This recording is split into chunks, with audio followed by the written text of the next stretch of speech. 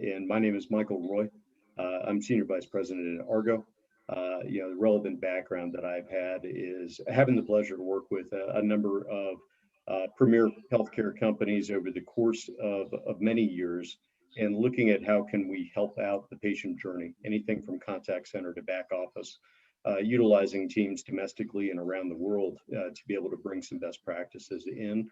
Where can we even bring best practices in from other industries that can help leapfrog? And so, as we embark on, our focus today, and this is a series of one of 3 webinars that we're putting together month over month for first quarter, is we're looking at both the challenges and the opportunities that we've taken from learnings in 2020, aspirations as well as necessities that we've put into place, and what are some of the best practices and areas that we want to go with healthcare in 2021. So we've been able to curate some questions from among the participants that we have here today, and then be able to bring some of those forward. Some will be a little bit broad in the course of, but I want to introduce the great panel that we've got here, because I think they're going to be able to provide some unique perspectives around people, processes, technology, outlooks on the industry that are very pertinent to all of us. So with that said, we'll go ahead and begin with some of our introductions. I'd love to start first with Harrison Lamons, and Harrison comes to us with a great background. He is currently the Vice President of Operations at Pacific Medical Data Solutions, which is a division of LifePoint Health, a national healthcare company that's dedicated to making communities healthier. Did I get that right plug in for? Right. Yeah. Thanks, Mike. Yeah, right on. His focus has been in organizational service value and value-based care, and then being able to lead innovations on behalf of LifePoint across its national markets and for its patients. So Harrison's going to bring us a distinctive view, especially looking at some of the back office services and some of the positive impacts that can be brought forward there. Terry Peltis is joining us. Terry, if you'll give us a wave. Terry is CEO of Panorama Orthopedics and Spine Center, which is one of the Rocky Mountains regional largest specialized groups, and has been around for over 70 years, but now pioneering many of the things that are taking place in the orthopedic specialty. Under Terry's leadership, Panorama is working on transforming delivery of healthcare from traditional, often fragmented services to integrated world-class patient experiences. So Terry's bringing a leadership background of innovation in healthcare and other industries, and he'll lend us his insights, coming from Harvard Business School, and he's an adjunct professor at University of Denver, and brings a kind of a broad perspective, I think, to the panel. Good, Terry. Anything I missed there? No, but just in full disclosure, I haven't been here for 70 years. So yeah, I just want everybody to know that. Great point. Yeah. Good. Charlie Caperton, and Charlie joins us from Talon.io, and Talon is a new and emerging platform service with some broad focus, really diving into some next innovations in the healthcare space. Charlie's been a healthcare solutions leader with firms like Athena, Proxys RX, Premedix, prior to joining Talon. His knowledge of systems, platforms, process flows to improve patient health and outcomes is really going to give us a different perspective, I think, with this community. So Charlie's going to bring some thoughtful experience across the panel and be able to help us with some of the core questions we're looking to address. Charlie? Thank you for having me. Good. And lastly, I want to introduce Louis Nico. Louis comes from SkyCom Healthcare as CEO and president of SkyCom Healthcare. Louis also brings his background from Accenture Healthcare and being able to bring that broad perspective from outside into internal operations. Accenture, of course, with its breadth and depth in the industry and where it's been able to bring consultative approaches on through to outright delivery that SkyCom provides today. So Louis, we're glad to have you on the panel as well. Thanks, Mike. Yep, of course. And then supporting me and making sure that we stay on track is Trisha DeFosi. Tricia leads a lot of our marketing and business development efforts here at ARGO. And so we're pleased to have Tricia with us. She's going to be supporting a lot of our workflows and making sure that at the end of each question, we've got a brief poll that we're going to share for some of our attendee participation. And they'll just be quick responses, but what we want to do is be able to grab some of that information based on what you see and what you experience. And then we will go ahead and grab that polling data and either be able to share that at the end of this webinar, assumptive of time. We'll also be sharing the recording and some of that data going back out in follow-up. So we appreciate your participation as we get started. So any other thoughts from the panel before we get going? No, sir. Excellent. Well, then we're just going to dive directly in and be able to address, I think, the questions that have been brought forward. The first one that has come in that really received the highest depth really has to do with what not only we and U.S. healthcare, but individually and professionally around the globe have gone through in the course of COVID-19 and the impact. But as we look at that impact that it's had on healthcare operations, we welcome anything that you can share around the complexity of operating through these changing environments, what you have found both through challenges, maybe even a few stumbles, which I know that we've all experienced, and then where you see some of the emerging trends coming in operating in a pandemic environment and beyond. So if I can, I think, Terry, if I can ask for you to maybe start us off. Sure. And give your view, and then we'll go to Harrison, Charlie, and Lewis thereafter. Great, thank you. Well, I appreciate being on the panel here, Michael. Thanks to ARGO and your team. First of all, we all have our COVID stories. We've all been through a difficult year. We all know that business has changed fundamentally. And when I think of our business, it really is, and we have 7 or 8 locations around Denver, not including all of our physical therapy and imaging, and maybe 550 or so employees. And it's probably easier to talk about what hasn't changed, and it's really, very small things. Our front door is approximately in the same place, and that's about the only thing that hasn't changed. Certainly, the expectations of our customers, of our consumers, the ability to work remotely, the need to work remotely, the changes in our revenue and in our pricing. Our costs, of course, have gone up while our revenue has gone down. So this has been the most fundamental change in business that I've ever experienced in my 30 years of being in business. And for the last 12 or so, I was doing corporate turnarounds for private equity. And so, this was even more dramatic than most of those. We know today that the things that we're doing to make adjustments are, we just have to be faster. We have to be faster in everything that we do. Speed is of the essence. It used to be that being large mattered. Now being fast matters. And you, Michael, you and your ARGO team have been working a lot with us on transforming our structure, our infrastructure, so that we can meet all those complex needs of all of our partners. We need more connectivity with our customers, our patients, of course.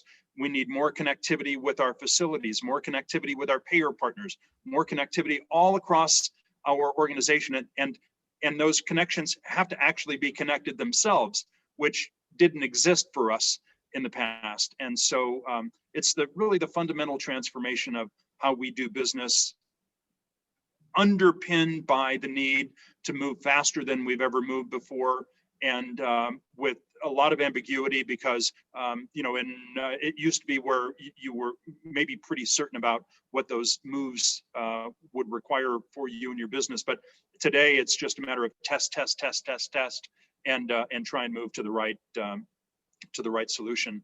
I don't know whether that got to the essence of your question, but I will let some others jump in now at this point.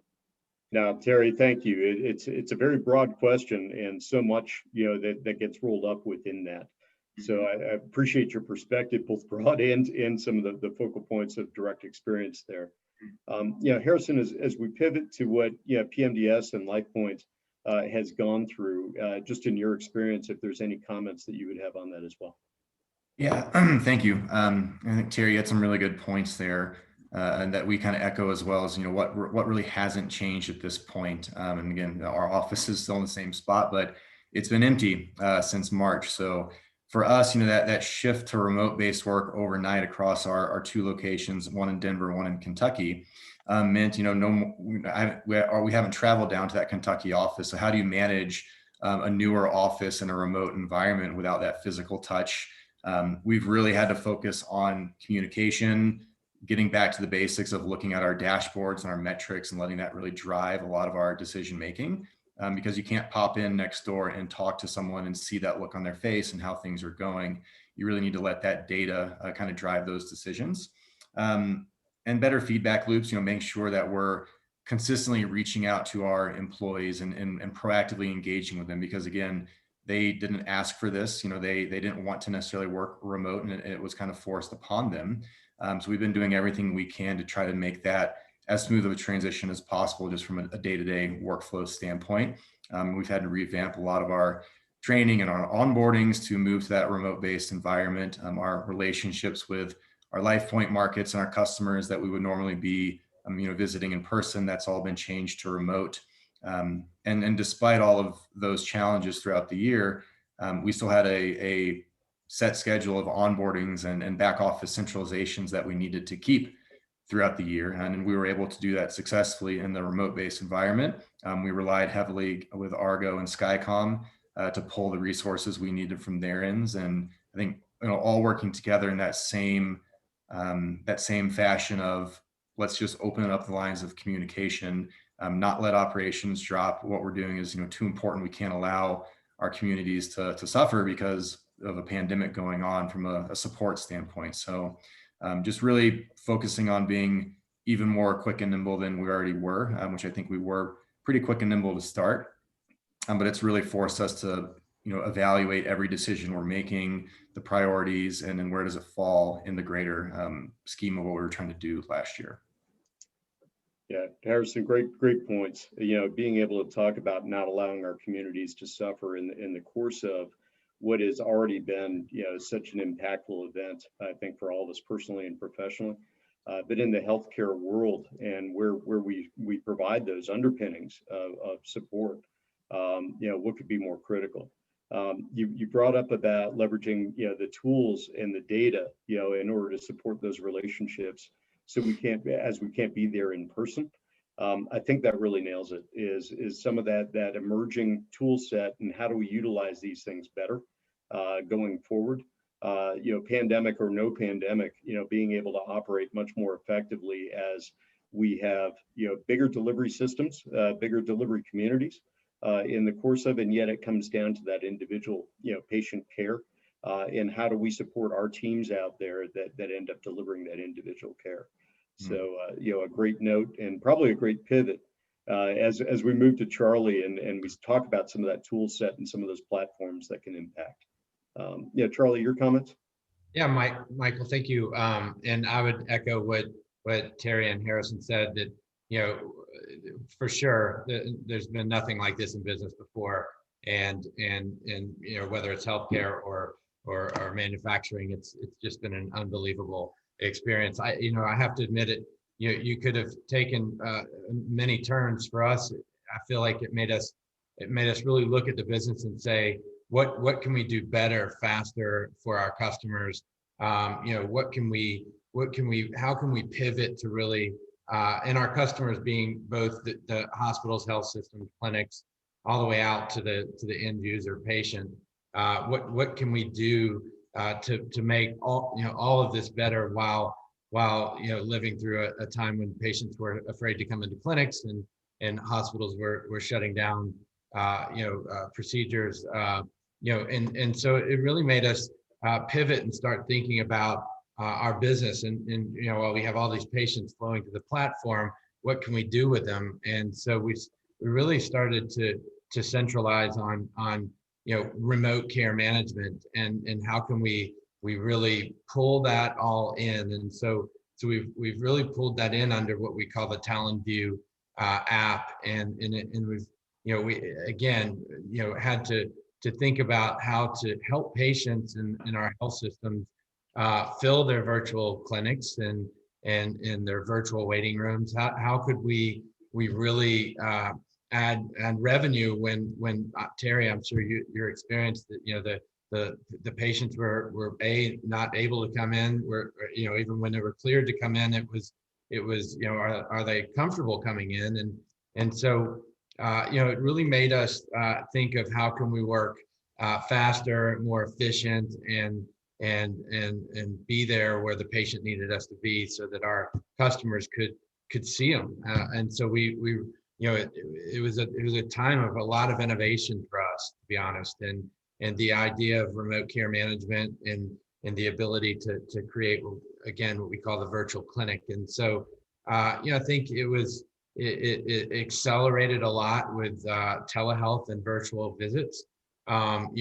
These were coming down the path to begin with, and it really accelerated the need for that. So I think it was for us, again, it was a time of great innovation and an opportunity to really answer what was coming down the pike in the long run, which was, how do we create sort of the virtual clinic to help our customers make up for lost revenue, and give them an environment to be able to interact with their patient using remote patient monitoring scales, glucometers, and pulse oximeters that are electronically tied into the platform, so that we can create a virtual visit, a face-to-face virtual visit with the patient and the provider, all in one platform, giving them really one place to interact. Was really our aha moment during this COVID time, and doing it in a way that was fast and convenient for everybody. And so I think for us it was really we took it as an opportunity to say, hey, let's take a step back and see where we can really deliver for our health system and hospital and clinic partners, so that they can deliver to their patient at the end of the day.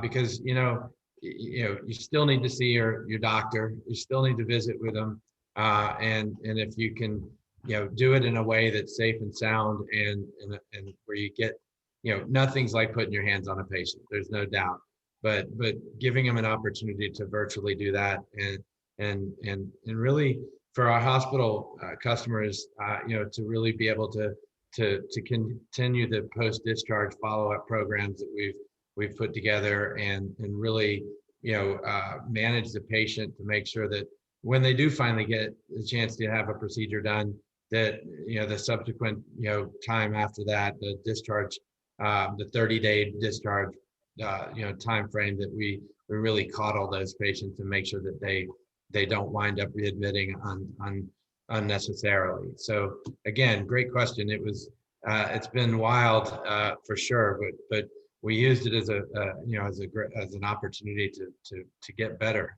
and for that we're fortunate.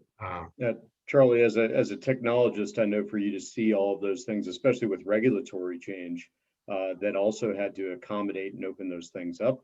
I think that's critical, in being able to see state by state where the regulatory has changed right up through federal CMS, et cetera, in order to be able to accommodate telehealth, virtual visits, et cetera.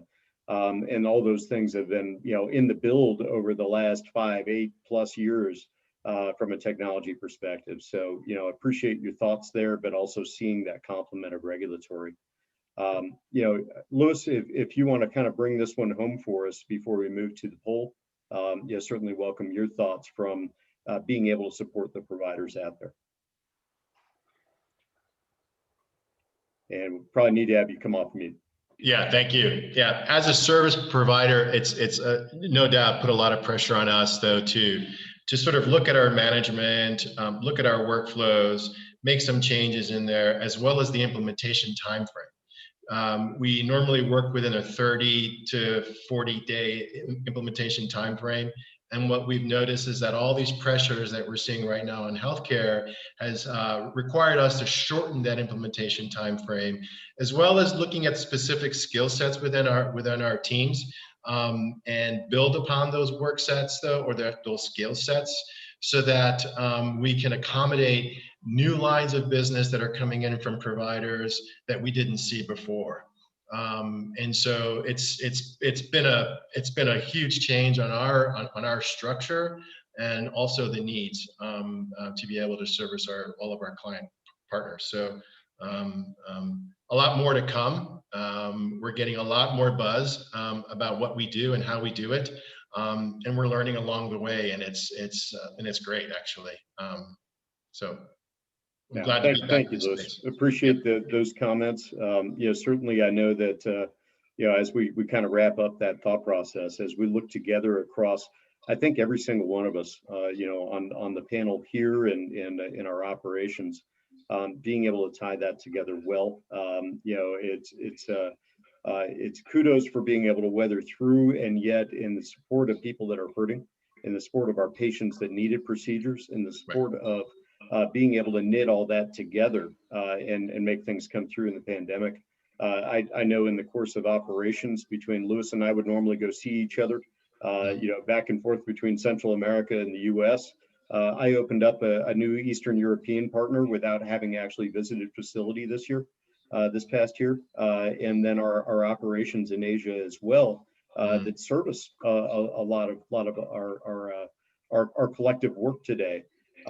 Being able to do that from remote, grabbing a lot of Terry Harrison's and Charlie's comments, has really presented both challenge and opportunity of recreating ways that we can virtually engage. So, Exactly. Good comments all. Thank you. Mike, would you mind if I just added one more thought around that? No, And please, Terry. This is going to make sense to everybody, of course, but our care didn't change. The quality of our care didn't change. The outcome of the surgeries, the quality of the follow-ups with our physicians, we have awesome doctors and awesome clinicians, and none of that changed. But what did change, of course, was it used to be that people would tolerate, our customers would tolerate the inefficiencies within healthcare, and tolerate, having to fill out paperwork more than once, or tolerate being 31st in line when they're calling their doctor's office, and tolerate, and our facility partners tolerate not having the right data come across before a surgery.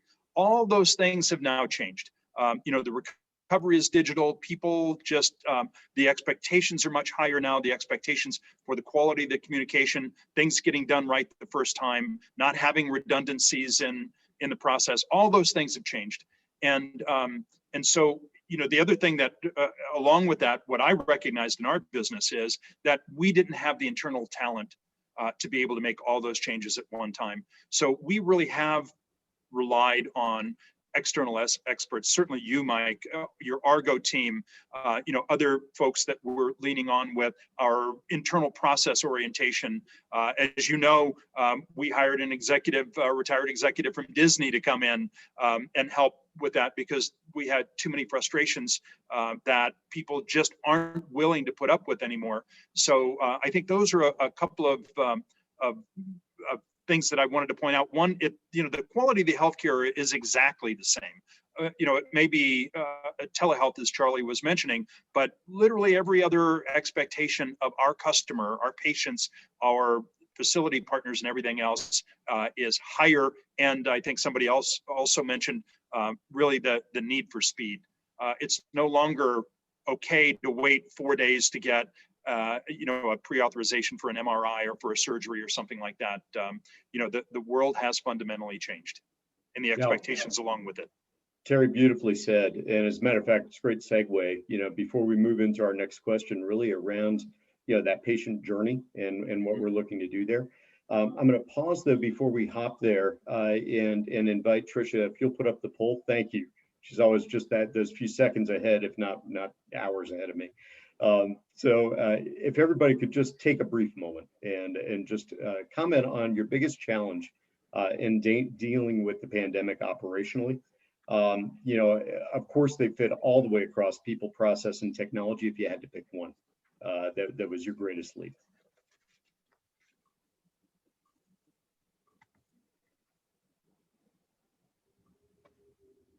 Good. And as everybody's responding to that, I noted a question that came in from Jonathan, Cogswell as well. And Jonathan, we're going to address, I think, some of your queries, at least in part, as we move into our next question, which is really, how are we currently addressing, and we can utilize this either pre-pandemic or as we're emerging, through the course of, new operational norms. How do we deal with that patient customer journey, and how do we boost or engage, that customer engagement piece? And I think we can talk through that. Jonathan called out both from channels that we may be utilizing there, as well as we look at the scheduling components, even right down to some projects that we may be working on from vaccine related queries and scheduling. Harrison, if you don't mind, we'll probably start with you on that, because I think so much of that relates to some of the direct work that you're leading today. Yeah, it's a good question. So, being the back office kind of support function of LifePoint Physician Services, we're not directly engaged in scheduling patients on a daily basis. However, throughout this pandemic, we've actually started doing a lot of central scheduling work with LifePoint, and as well with Athena. Athena Net is our billing platform. So between better utilization of Athena's consumer scheduling platforms, turning up some call center support teams on our end, we're actively building COVID vaccination support centers right now from a call center standpoint, because the markets that we work with are getting flooded with phone calls and people wanting to get the vaccine, trying to get scheduled on top of just regular scheduling. And the markets, our front offices are really struggling with that. And as part of our mission, making communities healthier, we need to give them an outlet to talk to someone, get those vaccine visits scheduled, even in markets where there may not be any vaccines on hand at the moment. We're coming up with creative ways to create wait lists for patients so that they still have a way to get their name out there on the list. We can pre-screen them, make sure they're going to meet the qualifications. And when a vaccine does become available and the clinic hours have opened up for those shot appointments, we're able to proactively reach out to that wait list and get those people scheduled right away. So I think that's been a really big benefit over the last it's really just been emerged in the last couple of weeks, to be honest with you. And I think we have our first go live in the next week and a half with a handful of hospitals for LifePoint to make that operational. But again, kind of speed is everything, which has been mentioned a couple times on the call. This was a request that came from our parent company maybe 3 weeks ago, and we've created and stood up an entire operating center to support it in a matter of weeks, internally and with the ARGO SkyCom team support. So Mike, at least that's how we've been kind of addressing the scheduling component and access to care from a back-end perspective. Terrific, Harrison. Thanks for the good comments. I think spot on with where the challenges have gone and where you and your group have kind of emerged, to assist LifePoint, across all markets and extending services. So sure appreciate that. Charlie, if you don't mind, we're going to pivot to you, because I know oftentimes now as we look at, where have we been able to take that patient engagement piece. You've been working on those emerging pieces that really have increased the touch that occurs, post-procedure or in chronic care management, et cetera, and how we increase those touch points.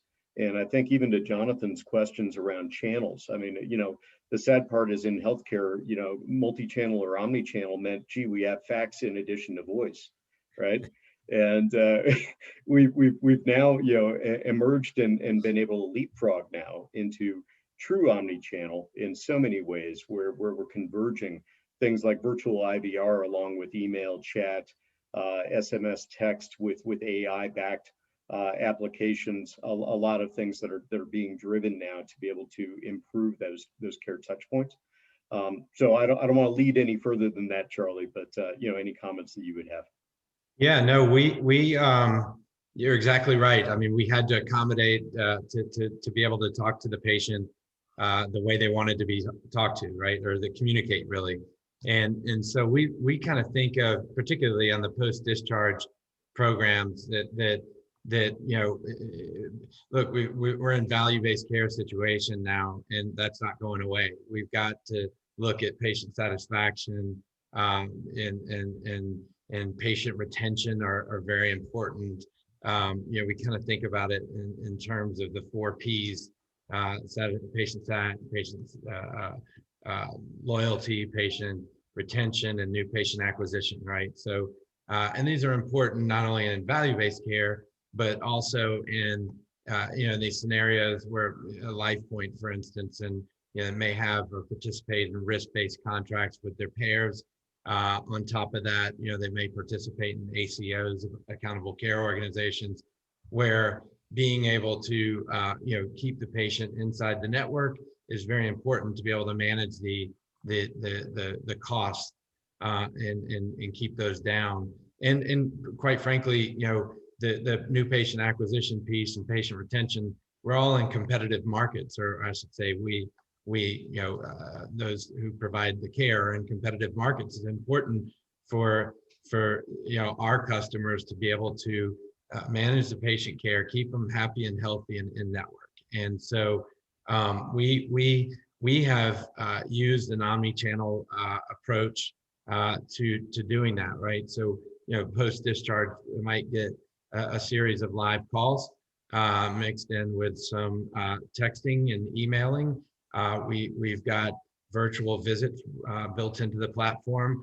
All of this to really make sure that we deal with the patient where they want to be dealt with in the most convenient and effective way to keep them happy and healthy. Again, value-based care and going anywhere, HCAHPS scores and patient sat scores matter, not just financially, but really, and from a reimbursement perspective, but also just, the consumerism of healthcare is happening, right? Terry, I'm sure you compete day to day with, I know here in Atlanta, there's a multitude of orthopedic groups to go to, and that, you got to be the best. And to your point, you got to be the fastest. And I think you really have to in order to retain the patients, because, look, at the end of the day, one knee, then the other knee, then the hip, then the shoulder, we've got residual income, if you will, not to commoditize the patient. But at the end of the day, I think what we do well is help with those 4 Ps, the patient acquisition, retention, loyalty. I mean, these are all things that didn't exist years ago in healthcare. It was just, I'm a doctor, I hung my shingle and people are going to show up. Well, that's not always the case anymore. I mean, I know, even from a health system perspective, we here in Atlanta, we've got 5 major health systems. And if you turn on the TV in the evening, you'll see them advertising every night. And they spend lots of money. We believe that we can help bolster that using, like you pointed out, Mike, the use of omni-channel communication, and that's where I think ARGO can help augment with their great nurses and the who treat patients in a kind but effective way, and we augment that really with with text, email, secure messaging, and virtual visits, remote patient monitoring. These all the it really is an all-out all assets deployed to make sure that we have happy, healthy patients that are sticking with us. But omni-channel communication is is a big piece of what we use to, again, we're in the business of remote care management. We don't lay our hands on the patients, but we talk to and deal with a lot of them, and we learned over the years that we have to deal with them in the means or the manner that they want to be dealt with. And so for a younger patient, it might be text and all that. For a different patient, it might be a phone call or a virtual visit. But it is kind of whatever it takes to keep the patients happy and healthy, and that's what matters at the end of the day. Now, great points, Charlie. You hit on one of the key things that just triggers, and we're all challenged with, I think, Harrison touched on as well. How do we meet each of our patients now, where, when, and how they want to be met, and in order to meet all those critical pieces, across the patient journey, right? And so that's where the omni-channel comes in. As we're dealing in, with that, that's where the remote platforms come in. That's where that virtual care, as well as enhancing to make sure that in-person care, when they come into, clinic, hospital, et cetera, then has been so supportive and so seamless that it makes it easy for the docs and the clinicians face to face, because there's been some of that virtual face to face or right touch when, where, and how that patient wanted to be met. Before and after procedure, right? And I might add in one more thing, Michael, is thank goodness that our federal government caught up and said, boy, these, it's particularly during this COVID time, making office visits billable with a telehealth modifier, and really recognizing that and to the general public for accepting virtual visits and telehealth, because boy, this was an interesting time, but I think our entire, the federal government and the general patient population stepped up and said, hey, we're going to fund these activities and we're going to participate in these activities, and so it was definitely interesting. And yeah, good point, Charlie. You don't oftentimes hear that government and nimbleness in response, woven together with private sector, and so being able to see some of those efforts, converge in the course of this, is one of those great leapfrogs. Hopefully that opens up. Terry, as we kind of wrap this in, as you look across, your patient journey and what you're looking to accomplish. Any comments, that might tie in across from channels to just your macro view of how you see that patient experience? Yes, and Jonathan posted that good question too, and I'll try and address some of that. But it is, there was a recognition that we were taking some of our channels for granted, and we were communicating, and Charlie was talking about this, the way that people want to be communicated with. We were communicating in the way that it was right for us, and it wasn't right for them. And so we had to reassess those communications, those relationships. So Jonathan, to your question about the call center and the channels and the web, some of our response was old school. We hired more people. We outsourced some of our call center function to ARGO. Michael and his team added more bodies. We extended our hours, where we could answer the phone now until 9 o'clock at night instead of 4:30. We created some self-service functions where people could self-schedule. We worked really quickly on creating digital communication with our partners, with our facilities and payers, where now we're communicating electronic medical record to electronic medical record instead of by fax or by phone or some of those other things. So we really did look at every communication channel that we had, and we tried to create a digital solution where we could, and we added bodies where we needed to do that.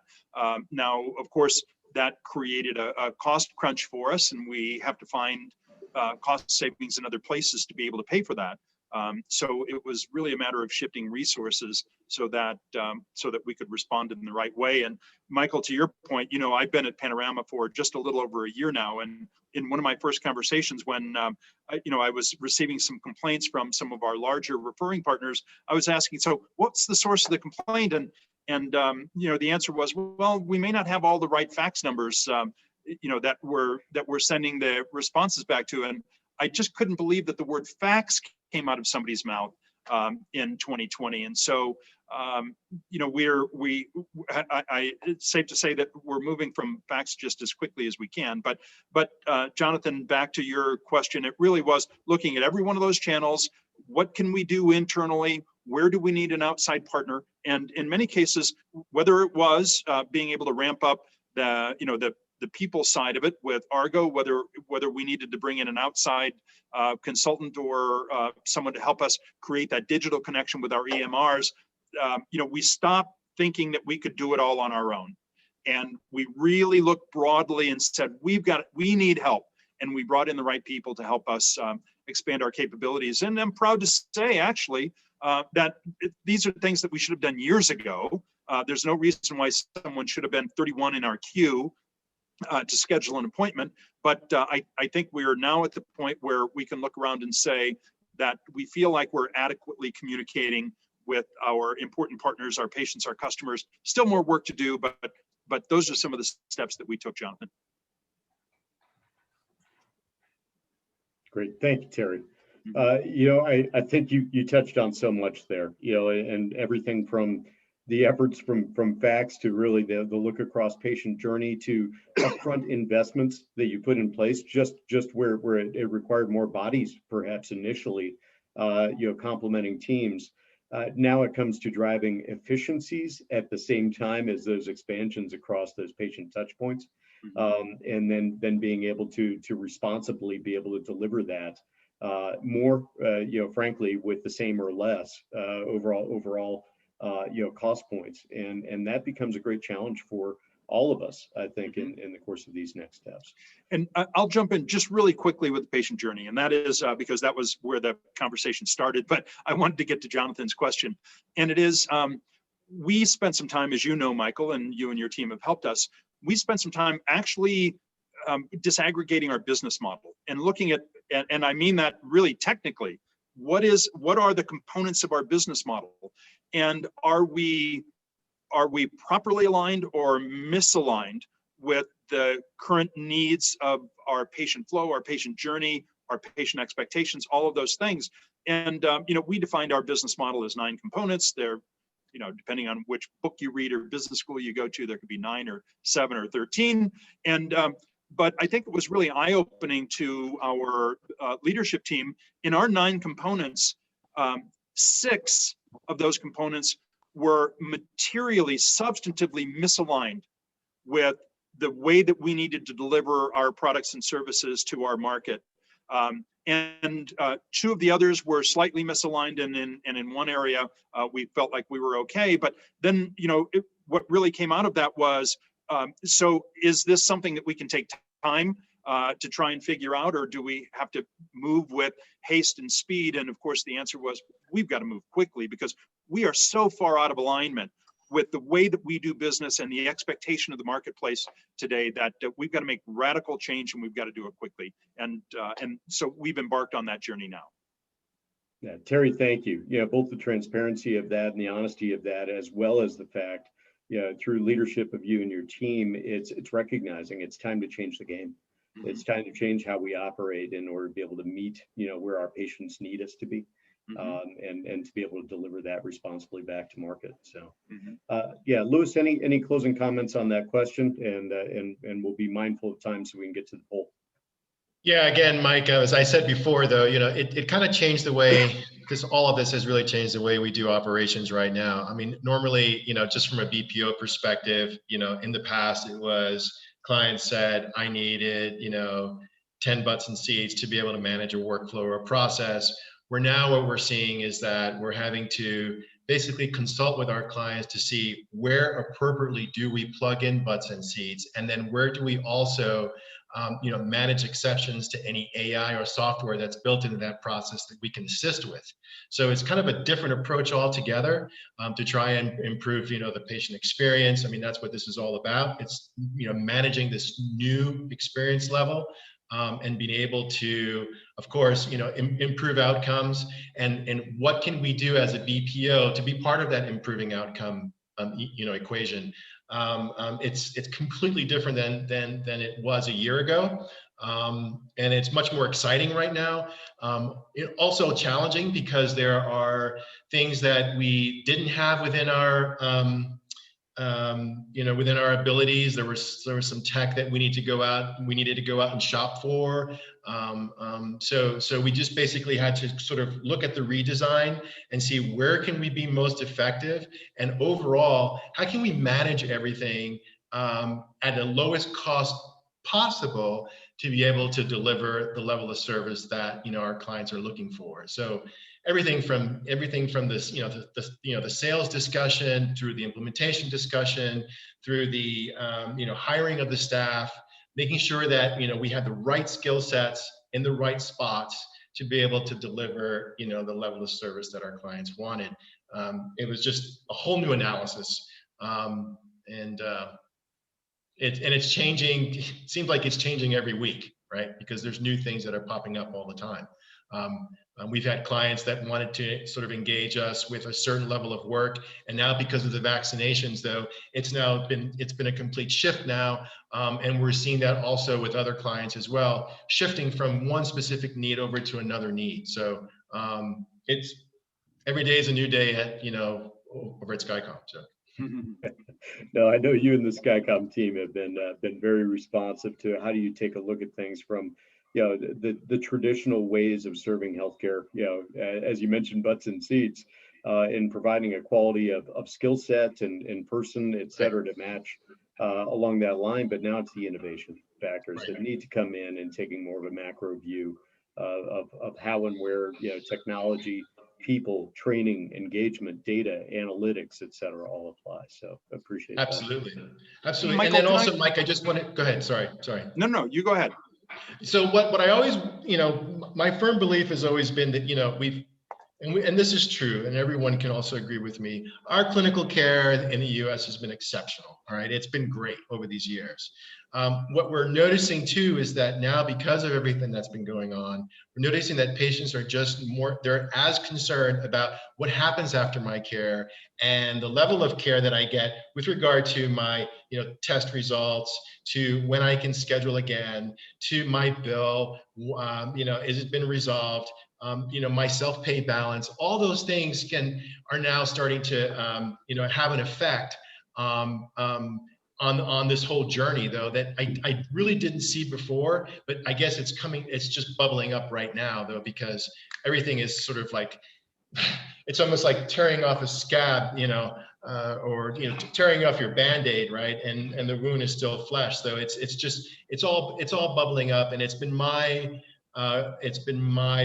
belief that the journey is not just in the clinical care, but it goes all the way throughout, though. And as a BPO, as a service provider, we are just as concerned with the entire journey, and it's been we're seeing the results too. We're seeing the satisfaction results as well. So that's all I wanted to throw in there. That's great. Thanks, Louis. Terry, you had another remark? Just one quick thing for Jonathan. I noted that he asked about specifically the non-technical elderly. And Jonathan, something that I forgot to mention is we actually created a concierge team almost specifically for that. And so, we have a team. It includes a nurse and an operations person and a clinical liaison person, and they make sure that they'll call a patient in advance of a telehealth visit if it's their first time. They'll actually check and our IT department, they'll actually check their connection and make sure that they know how to use Zoom or WebEx or the telehealth system, whatever it is. And there again, added cost, but we had to find a way to pay for it in other places. But to your point, we did create a concierge team for those patients that really needed an extra helping hand. And then there are many others that are self-service, and kind of offset that. So. Terry, great point to address. And, as we look at telehealth and virtual care complementing, the in-facility care, you just hit on one of the most critical points. And that's, telehealth, much like real estate market, right? It's adoption when it comes to telehealth and virtual. And so being able to create, it's one of the things we've had the fortune to be able to do on behalf of one of the largest, providers nationally, is come up with an empathetic tech support team to help those both, non-technical elderly and non-technical, regardless of age, of experiencing that first telehealth call. Which device are you going to use, right? Let's go ahead and test it out and make sure you're comfortable with it. Let's run through some of those key questions that you may have, so that you have a wonderful experience with your provider once they hop on the line. And being able to do that with a non-clinician necessarily reduces the cost, but having that high empathy, high touch, and being able to walk them through the technicality of adopting into virtual is really critical. So I think that was a great comment. And Mike, if I could just add one thing to what Please. Terry mentioned there, similar discussions here with the LifePoint team on the new projects we've been working on around scheduling is, my team initially wants to run with, okay, let's do text and email and self-service and all this great stuff. And in all those meetings, we stop and pause and say, okay, that's great, but 40% of our population isn't going to do that. So we're solving the problem for ourselves, but we're not listening to what the customer actually wants. So in those cases, we've really had to go back and kind of redesign and say, okay, we're going to have to put some bodies on the phone because it's critical that that population feels supported and well taken care of. And let's continue down that path for the more tech savvy people, but let's not ignore 40% of our base. Yeah, well said. Well said. Thank you. Good point. I'm going to go ahead and invite the poll, and as we queue up, and team, I'm going to be focused on our time now, as we've got about 7 minutes left. Is if everybody will go ahead and respond here to how you measure your patient experience, and it could be do you utilize customer satisfaction surveys for your patients today, NPS scores, your 5-star ratings. Is it a combination of the above? Is there none of the above that's being deployed today? And we'll invite that, and again, we'll share out that data.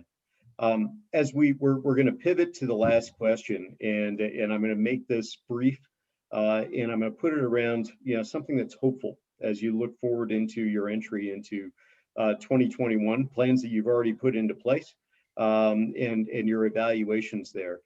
There are multiple touch points that I know that you've got, factors of new processes that you're adopting into place, people and roles that you might have, in new skills in the new norms of 2021. It may be new technologies that you're deploying. I'd love for you to just focus on one. And if you would just talk about one of those points that you're hopeful for and are planning for, that you think will be impactful for your patients and addressing patient service overall. So I know that's a little bit of a pivot, but I think it's a great way to close. Charlie, if I could start with you. Yeah, I think we're very excited about 2021. We've kicked off to a really great start. We're excited about our partners, new and old, and ARGO and others are in that. We're excited about one particular program that we are getting ready to roll out, or we are rolling out we've kind of called it the PASS program.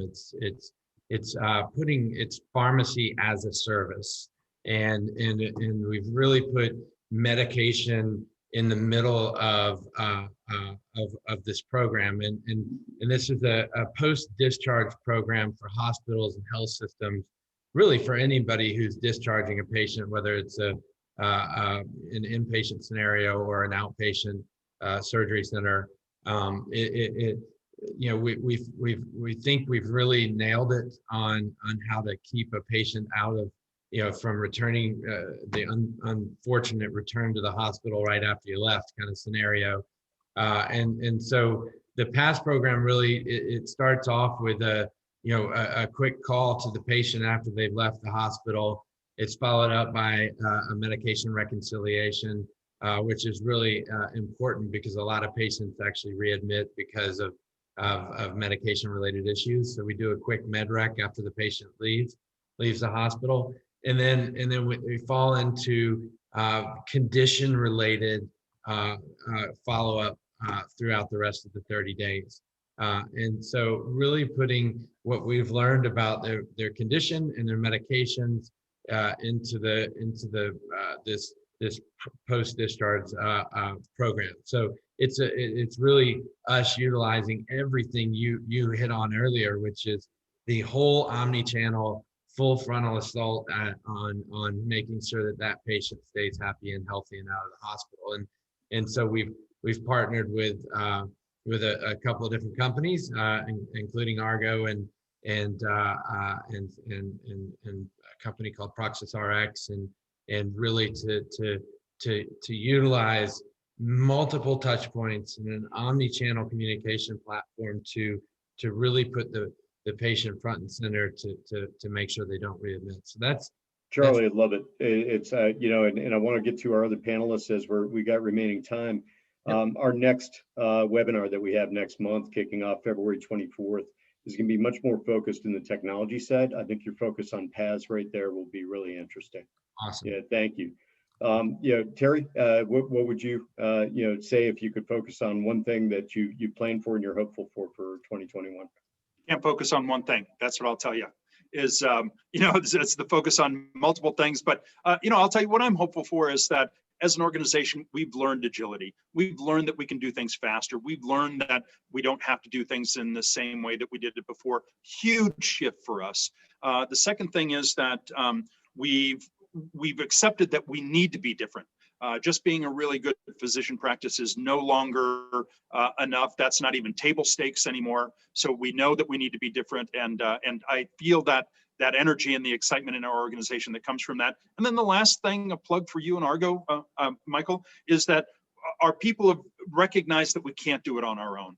We need help. We need experts to be able to come in, because there's no way that we're going to be able to have all of that.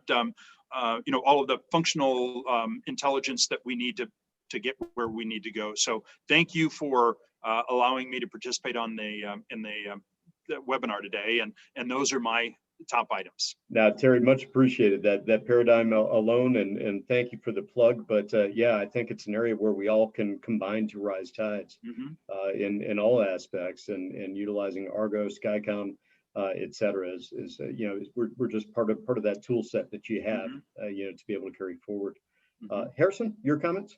Yeah, I think the two big things we're focused on are, one, with the existing operations, how can we become as efficient and scalable as possible? We're really looking into robotic process automation. Where can we take the easy tasks out of the hands of our individuals to have them focus on the more difficult tasks that really require, an expert's touch?